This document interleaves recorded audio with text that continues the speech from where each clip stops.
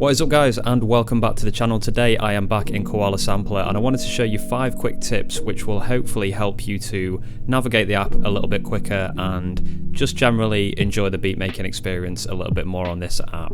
And just before I start guys, don't forget to check out SPVIDZ for all my latest drum packs and merch. It really does help me keep doing these videos, so I do really appreciate that support. And also I hope you're enjoying this new style of recording Koala. It just occurred to me that it would be much better to do screen recording, so I'll probably carry on doing it this way for the future of this series.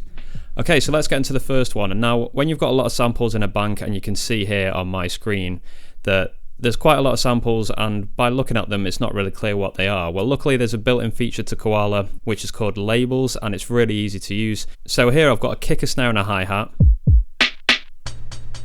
and maybe if I just wanted to know what they were without having to press them, I can go into edit. So I've pressed the kick there, edit, and go to tools. You can see the drop down on the right hand side, and you can see at the top of that there's label. If you go into there, I'm going to put kick, okay, and you can see now there's a little label on the bottom.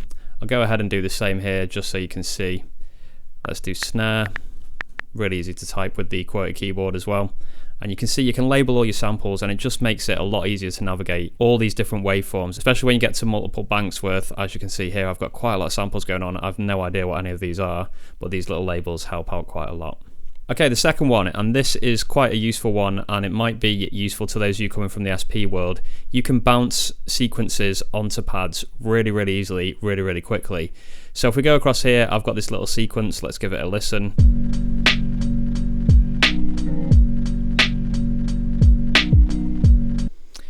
Okay, just made that before. I actually quite like the sound of that, but I just made it for the video. Nice little loop, and I'm just going to go into the menu here and do resample loop. You can see that about halfway down. I keep pointing to things and forgetting that I'm not on camera, so you won't be able to see me pointing, but if you go about halfway down that list, you should be able to see here resample loop. I'm going to press that, and you can see it's bounced me over to bank A, and it'll find the first available pot to put it in basically. So it's put it over here. I'll just move over to sample and press it.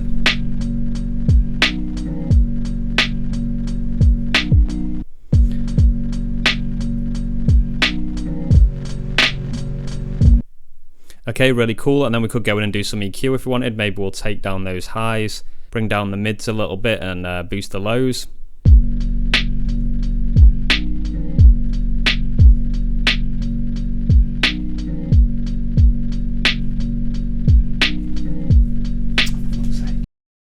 And we could do some other fun stuff with that. Maybe we could bring the pitch down a little bit and stretch it as well so it doesn't go out of time.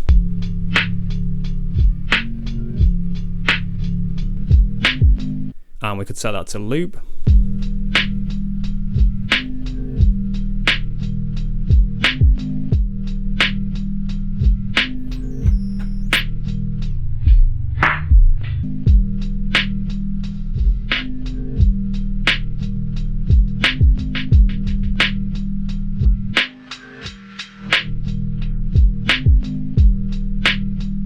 Okay, so that just gives you quite a few options. If you can resample your sequences, you can play around with them and do other things, and maybe you could just play that into your SP. Sometimes like a 4-bar or an 8-bar loop is enough for a beat, and you can just mess around with the effects. So that is really fun and easy to do. Okay, another tip is that you can customize the background of Koala app, and I think this is really cool because sometimes it just gets so boring looking at the same screen all the time. It's kind of similar to getting a skin for the SP404 Mark II. And again, this is really easy to do. I'm going to go into the menu here and go to settings, and make sure you're on extras there, and you can see there's background, and you can do choose, and I've got this sort of scene ready here, and there you go, it's done it straight away. That looks really nice. But then as an added bonus, if you go back into that, you see here now there's background effect as well, so you can choose that, and you can go into this menu, and there's loads of different effects that you can put onto this background image. And I think these may be not so useful when you're trying to actually make a beat, but they're really useful for when you're doing a screen recording to share on Instagram or something like that. It can just make your beats a little bit more personalized. So for example, I could go on TV, and you can see it kind of adds this old sort of VHS effect, and you can actually change the quality as well, or the intensity of it, which is really nice. You can do scroll, and you can do the speed. You can change the speed. You can change the angle of it as well. The There's just loads of different things you can do in here. There's glitch. That's a bit crazy, but again, it might be quite cool if you are just recording the screen to put online. You can do zoom, which is pretty trippy. And I'll just show you one more. Rings is kind of cool as well.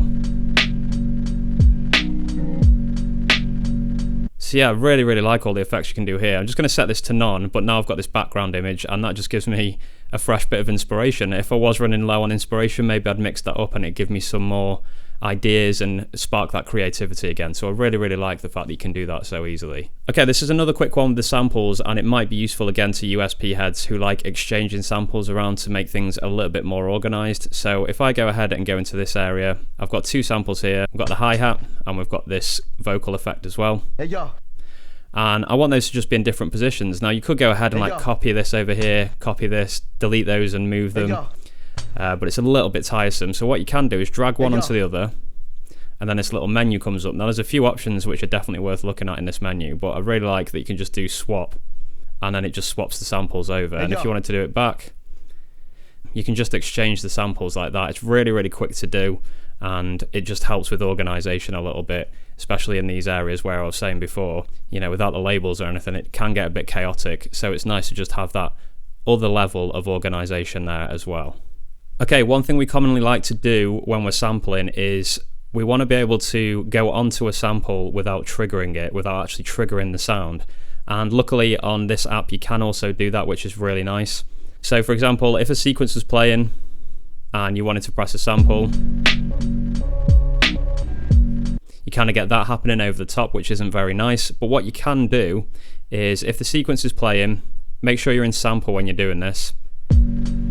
If you press and hold edit, you can now scroll between the different samples and you can hear that they're not triggering, only the sequence is playing. So if you wanted to go in and do some tweaks to those samples without actually affecting the sound of the output, then that's a really, really easy way to do it. Just press and hold edit. You can see all the pads there have started pulsating, and that means you can go ahead and select them without making a noise.